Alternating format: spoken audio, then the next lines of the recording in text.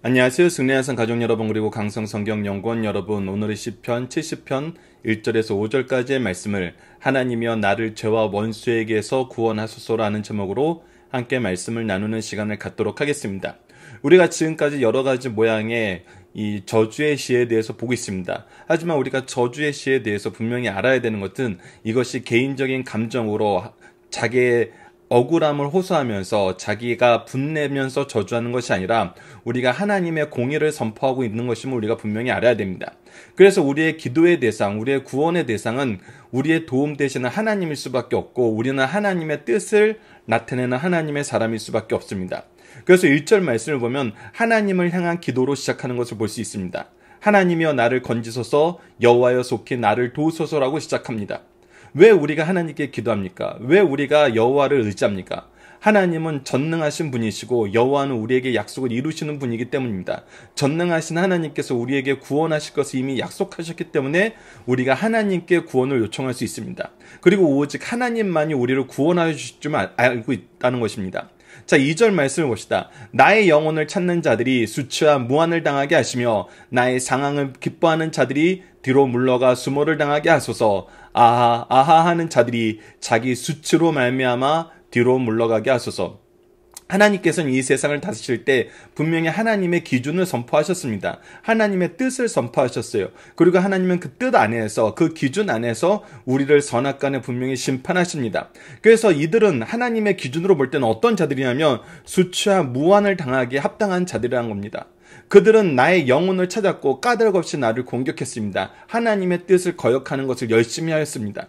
그런 자들은 어떻게 되냐면 오히려 뒤로 물러가서 수모를 당하게 된다는 것입니다. 그들은 지금까지 자신들의 승리를 확신하면서 살았습니다. 하지만 하나님께서 심판하시기 시작하면은 그들은 수치로 말미암아 뒤로 물러가게 된다는 것을 우리에게 분명히 가르쳐주고 있습니다. 반면에 우리 믿는 자들은 어떻게 됩니까? 우리가 하나님 안에서 구원을 향하여 기도할 때 우리에게 경험되는 것은 무엇이냐면 악인에 대한 심판과 의인에 대한 구원의 역사가 동시에 이루어진다는 것입니다. 4절 말씀은 매우 중요합니다. 4절 말씀을 봅시다. 주를 찾는 모든 자들이, 자, 지금 우리는 어떤 사람들입니까? 하나님을 찾는 자들입니다. 하나님이여 나를 건지소서, 여호와여 속히 나를 도우소서라고 얘기하면서 오직 하나님을 찾는 자들입니다. 나만 그런 것이 아니라 나와 함께한 성도들이 함께 하나님을 찾고 있다는 것입니다. 이들이 경험하는 것은 무엇이냐면 주로 말미암아 기뻐하고 즐거워하게 된다는 것입니다. 그 구원의 역사로 말미암아, 그가 주시는 승리의 역사로 말미암아, 그가 우리에게 허락하시는 영광의 역사로 말미암아 우리가 승리하고 기뻐하고 즐거워하게 된다는 것입니다. 주의 구원을 사랑하는 자들은 항상 이 얘기를 하게 됩니다. 이것이 뜨문뜨문 때로는 되고 때로는 안 되는 것이 아니라 항상 말하기를, 무엇을 말하게 되냐면 하나님은 위대하시다 하는 이 역사가 이루어지게 된다는 것입니다. 그래서 우리가 이 역사가 우리에게 약속되어 있고 우리에게 허락되어 있는 것이고 하나님께서 반드시 성취하는 것이기 때문에 이 말씀으로 기도할 때 이것은 반드시 성취된다는 것입니다. 이것은 우리 인생의 가장 큰 특권입니다. 우리가 하나님 안에서 기뻐하고 즐거워할 수 있다는 것, 하나님의 구원이 항상 우리와 함께함으로 하나님의 위대하심을 우리를 통해서 나타내시는 삶을 산다는 것, 이것이 바로 구속사의 능력 있는 일꾼들의 삶이고 승리하는 삶의 모습인 것입니다. 그런 사람들은 무엇을 고백합니까? 5절 말씀입니다. 나는 가난하고 궁핍하오니, 나는 가난하고 궁핍하오니. 이 말씀에는 육적인 말씀과 의미와 영적인 의미가 동시에 우리에게 가르쳐주고 있습니다. 우리가 가난하다는 건 무엇이냐면 하나님 앞에 우리의 심령의 연약함을 고백하는 것이 가난함입니다. 이것은 우리가 팔복 안에서도 볼 수 있는 내용입니다. 심령이 가난한 자는 복이 있나니 그들이 천국을 볼 것이며 라고 얘기했을 때, 이 가난함은 하나님 앞에 있을 때 우리의 죄악된 인간들의 영적인 궁핍함, 우리가 스스로 살 수 없음, 완전히 하나님의 은혜를 의지하지 않고는 살 수 없는 그런 상태, 그것이 가난함이고 그것이 궁핍함입니다. 그래서 우리가 이 가난하다, 궁핍하다라고 고백할 때는 필연적으로 무엇이 따라오냐면 회개의 기도가 따라옵니다. 우리가 할 수 없다는 것을 인정하고 오직 하나님의 은혜, 은총 안에서만 우리가 살 수 있다는 것을 고백하는 이 회개의 역사가 함께 온다는 것입니다. 그리고 무엇을 간구하냐면 하나님의 임하심이 속히 이루어지기를 기도하게 된다는 것입니다. 왜? 하나님께서 함께하지 않으시면 우리가 한시도 견딜 수 없기 때문에요. 우리가 이 세상을 살면서 하나님과 영적인 관계에서 문제가 있을 때 이 신앙의 선조들은, 신앙의 영적 지도자들은 이 부분에 굉장히 중요한 의미를 둡니다. 우리가 육적인 삶이나 세상적인 삶의 어려움을 느꼈을 때 위기를 느끼는 것보다 오히려 영적인 부분의 위기를 느끼고 영적인 부분에 잘못된 것을 봤을 때 더 크게 의미를 두고 이것이 정말 중요한 문제임을 압니다. 그래서 무엇을 요청하게 되냐면 속히 임하게 해달라는, 속히 오셔서 우리를 회복해달라는, 속히 하나님께로 돌아가게 해달라는, 속히 하나님의 역사를 보게 해달라는 기도가 나오게 되는 것입니다. 우리는 그리고 분명히 선언합니다. 주는 나의 도움이시오 나를 건지시는 이시오니 오직 하나님만이 구원의 하나님이란 겁니다. 오직 하나님만이 승리의 하나님이란 겁니다. 오직 하나님만이 우리를 이 회복시킬 수 있다는 것입니다. 그렇기 때문에 우리는 다시 한번 외칩니다. 여호와여 지체하지 마소서. 지체하지 마소서. 이렇게 기도할 수밖에 없습니다. 그렇기 때문에 우리가 이 세상을 살면서 우리가 영적으로 타락할 때든지 까닭없이 환난을 당할 때든지 이 두 가지가 우리가 고난을 받는 원인은 다릅니다. 첫 번째는 우리의 죄로 말미암아 우리가 하나님의 심판으로 고난을 받는 거고, 두 번째는 우리가 하나님의 뜻을 전하는 것 때문에 세상이 하나님을 싫어해서 고난을 받는 것입니다. 그러나 이 두 가지 상황에서 우리가 동일하게 나타나는 것이 있는데 그것이 무엇이냐면 우리가 하나님께 간구한다는 것입니다. 오직 하나님만 찾는다는 것입니다. 회개해야 되는 자들은 속히 하나님께로 돌이켜야 됩니다. 구원을 기다리는 사람도 오직 하나님께 간구해야 됩니다. 그랬을 때 하나님께서는 우리를 구원하시고 우리로 하여금 하나님은 위대하시다 찬양하게 만듭니다. 5절 말씀을 좀 더 간략하게 우리에게 또 정확하게 명확하게 표현해 주는 말씀 중에 하나가 바로 다니엘서 9장 19절 말씀입니다. 다니엘서 9장 19절 말씀도 함께 우리 나눠보도록 하겠습니다. 첫 번째 다니엘서 9장 19절에서 시작은 주여 주여 주여 이렇게 세 번 주님을 찾는 걸로 시작을 하는 걸 볼 수 있습니다. 첫 번째는 주여 들으소서입니다.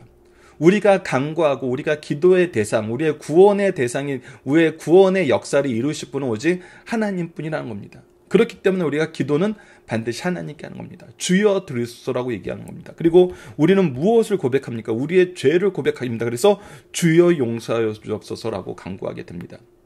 그리고 무엇을 합니까? 주여 귀를 기울이고 행하소서, 하나님의 역사를 간구하게 됩니다. 이 역사를 간구할 때 어떻게 간구합니까?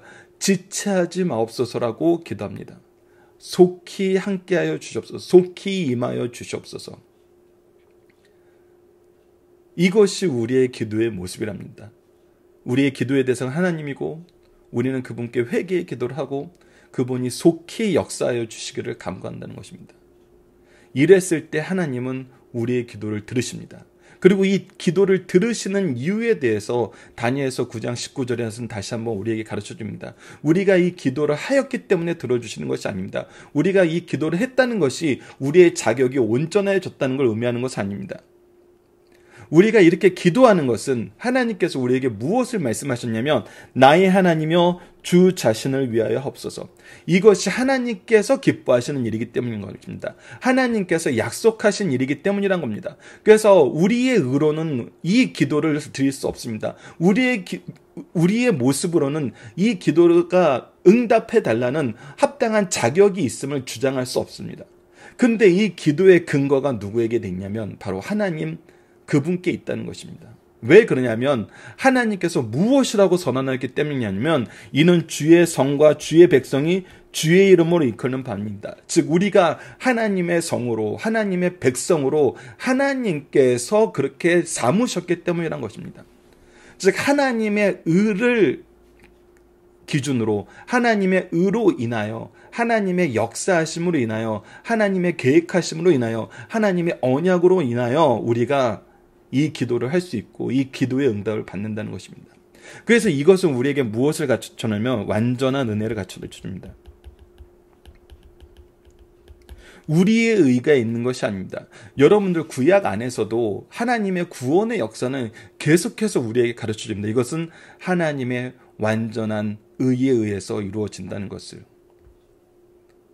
그래서 우리가 다시 한번 고백하게 되는 게 무슨 고백입니까? 나는 가난하고 궁핍하오니, 나는 아무것도 아니오니, 나는 할 수 없사오니. 그러나 하나님이 약속하셨기 때문에, 하나님이 나의 왕 되시고, 하나님이 나의 아버지 되시고, 하나님이 나의 주권자 되시고, 하나님이 창조주 되시고, 하나님이 구원주 되시기 때문에 우리가 이렇게 기도할 수 있고, 이 기도는 응답됨을 믿는다는 것입니다. 그리고 이 기도는 응답되었음을 우리는 성경을 통해서, 교회사를 통해서, 또 우리 개인의 가문의 역사를 통해서 분명히 확인할 수 있었습니다. 자, 본문 묵상하기를 통해서 간단하게 복습해 봅시다. 우리를 원수의 손에서 건지시는 분은 누구십니까? 오직 하나님입니다. 하나님 여호와라는 겁니다. 약속의 하나님, 전능하신 하나님. 전능하신 분이 우리와 함께 하신다고 약속하였기 때문에 반드시 이것은 이루어진다는 것입니다. 그리고 하나님은 심판의 하나님이시란 겁니다. 우리가 기도할 수 있는 이유는 그분이 전능하시고 우리와 약속하셨기 때문이고, 그분이 이 세상을 다스리시는 건 이유는 그분이 주권자이시고 그분이 심판의 기준을 정하셨기 때문입니다.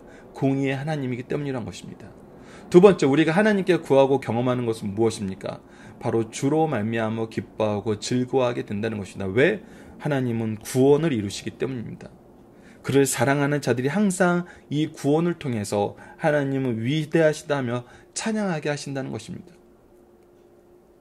그 안에서 우리의 연약함을 고백하게 되고 우리의 죄에 대한 회개의 역사가 일어납니다.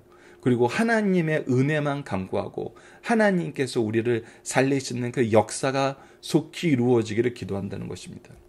우리가 항상 그래서 바라보는 것은 하나님의 일하심입니다. 하나님의 일하심, 하나님이 역사의 주권자가 되시고 주도하셔서 우리를 구원하시고 그의 공의를 이루시는 이 세상의 역사에 하나님의 능력이 임하심을 보게 된다는 것입니다. 그리고 항상 이 일을 행하셔 오셨고 그 일의 증거가 바로 우리들이란 겁니다. 우리들이 지금까지 하나님을 믿을 수 있는 거, 우리가 아직까지 하나님의 자녀로서 살게 되는 거, 우리가 여전히 교회 안에서 신앙생활 하는 거, 이 모든 것이 하나님이 구원하여 주시고 하나님께서 보호하여 주시고 하나님께서 통치하고 계시기 때문에 나타나는 것이란 겁니다.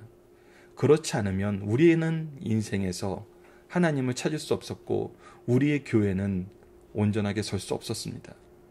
우리가 이것을 통해서 하나님의 통치를 다시 한번 경험하고 인정하는 시간을 가져야 됩니다. 본문의 중심 사상을 보도록 하겠습니다. 시편 70편의 시제는 긴급한 구원을 기도함입니다. 표제는 다윗의 시로 기념식에서 인도제를 따라 부른 노래입니다. 시편 70편의 역사적 배경은 자체 기록이 없어 알 수 없으나 내용으로 보아 다윗이 모종의 불가항력적인 긴박한 대환란으로부터 하나님의 권능과 인자하심에 의해 구출받기를 바라는 기도의 시임을 알 수 있습니다. 70편의 중심 사상은 다음과 같습니다. 첫 번째, 하나님 안에서 자신과 이웃을 발견한 사람은 하나님께 도움을 간청하게 된다는 것입니다. 우리가 항상 하나님의 은혜 안에서 삶을 살다 보면은 우리에게 중요한 것이 무엇임을 알게 됩니다. 우리가 하나님과 함께하는 것이 중요하고 하나님의 뜻을 따르는 것이 중요하고 하나님의 역사를 인정하고 의지하는 것이 중요합니다. 그 안에서 우리를 향한 하나님의 뜻을 발견하는 것이 중요합니다.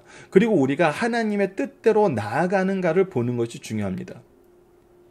우리가 세상적으로 볼 때는 사람들은 위기를 볼 때 여러 가지 이유를 들 수 있지만 이 세상이 가지고 있는 일반적인 기준으로 그 위기를 봅니다. 정치적인 위기이냐, 경제적인 위기이냐, 환경적인 위기이냐, 아니면 어떤 이념적인 위기이냐, 전쟁의 위기이냐, 여러 가지를 들 수 있죠. 그러나 그리스도인들은 어떤 것을 보고 위기를 발견합니까? 바로 영적인 부분을 보고 위기를 발견한다는 것입니다.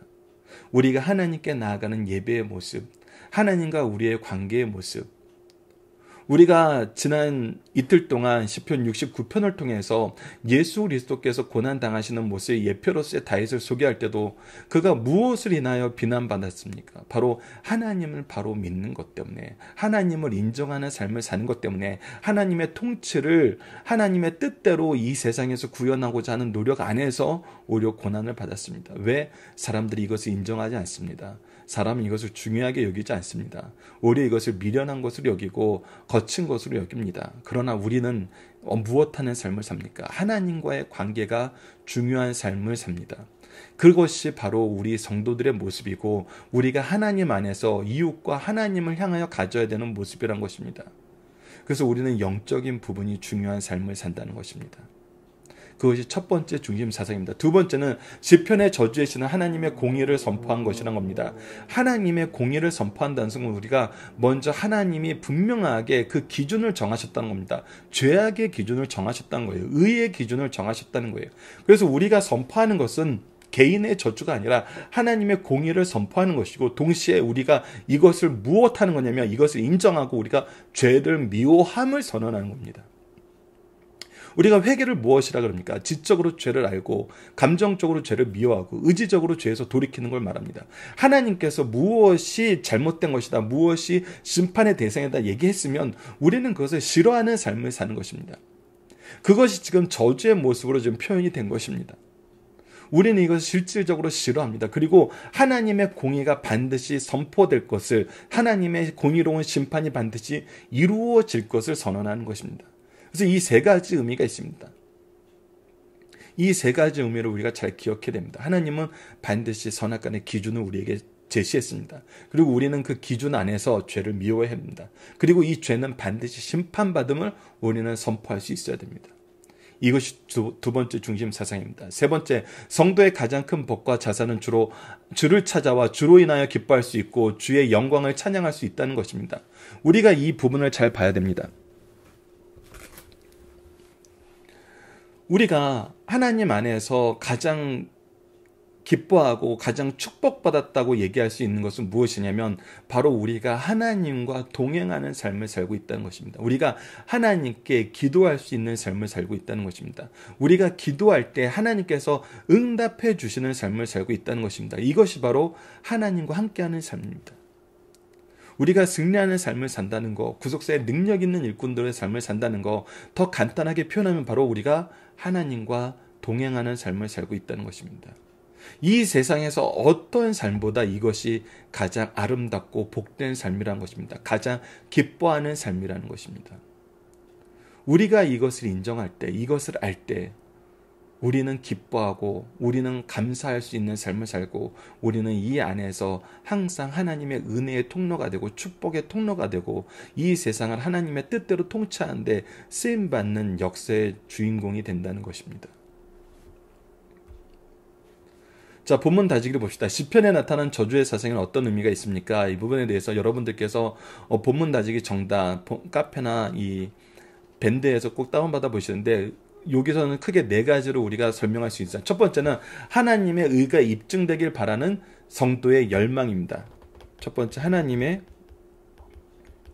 의가 입증되길 바라는 성도의 열망입니다. 하나님께서 이 일을 반드시 이루시라는 확신 안에서 하나님의 말씀을 선포하는 것이란 겁니다. 그래서 시편 7편 9절 말씀을 보면은 악인의 악을 끊고 의인을 세우소서, 의로우신 하나님이 사람의 마음과 양심을 감찰하시니다 하면서 하나님의 통치와 하나님의 역사를 선포하는 삶을 사는 것입니다. 그 두 번째는 하나님의 나라에 대한 열정을 표현하는 것입니다. 우리가 하나님의 나라를 이루기 위한 삶을 삽니다. 하나님의 나라를 선포하는 삶을 삽니다. 우리는 이것이 우리의 마음에 가장 큰 열정이고 열심이 있다는 것입니다. 그래서 하나님의 나라에 대해서 얘기하기 때문에 하나님의 의를 선포하고 잘못된 것에 대해서 분명히 우리가 드러낼 수 있는 것입니다. 하나님 나라에 있을 수 없는 부분에 대해서 우리가 얘기하지 않을 수 없는 것입니다. 세 번째, 구약 성도의 죄에 대한 강한 증오를 뜻하고 있습니다. 우리는 죄를 미워합니다. 죄를 즐거워하는 사람이 아닙니다. 죄와 친한 사람이 아닙니다. 죄와 동무된 사람이 아닙니다. 우리는 죄를 증오하는 사람들입니다. 죄를 용납하지 않는 삶을 사는 사람들입니다. 이것을 우리가 분명히 알아야 됩니다. 우리는 죄에 대해서 관용하는 사람들은 아닙니다. 마지막 네 번째는 회개치 않고 죄를 짓는 자들에게 하나님의 심판이 있음을 나타내는 것입니다. 우리가 이번 말씀만 제외하고는 앞에서 말씀을 나눈 내용과 동일합니다. 우리가 하나님 나라에 대한 열심으로 죄에 대한 증오를 가지고 죄를 짓는 자들에게 회개를 계속 촉구하는 것입니다. 그리고 회개하지 않는 자들에게는 반드시 하나님의 심판이 있습니다.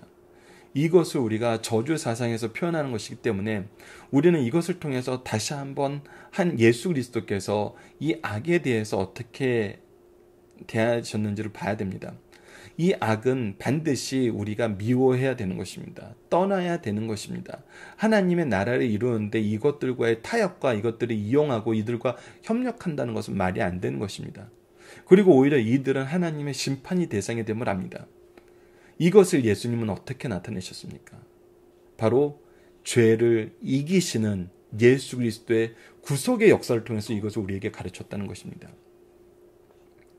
죄를 이기는 방법이 오직 예수님께 있다는 걸 통해서 가르쳐주고 우리가 그 은혜 안에 있음을 보여주고 우리가 이 은혜에 빚진 자로서 이 은혜를 예수님처럼 전하게 하셨다는 것입니다. 즉 우리가 이들을 대항하여 싸워서 진멸시켜야 된다고 얘기하는 것이 아니라 하나님의 의로 승리하게 하고 이들을 변화시키는 하나님의 역사를 보여줬다는 것입니다. 우리가 회복되는 역사를 보여줬다는 겁니다.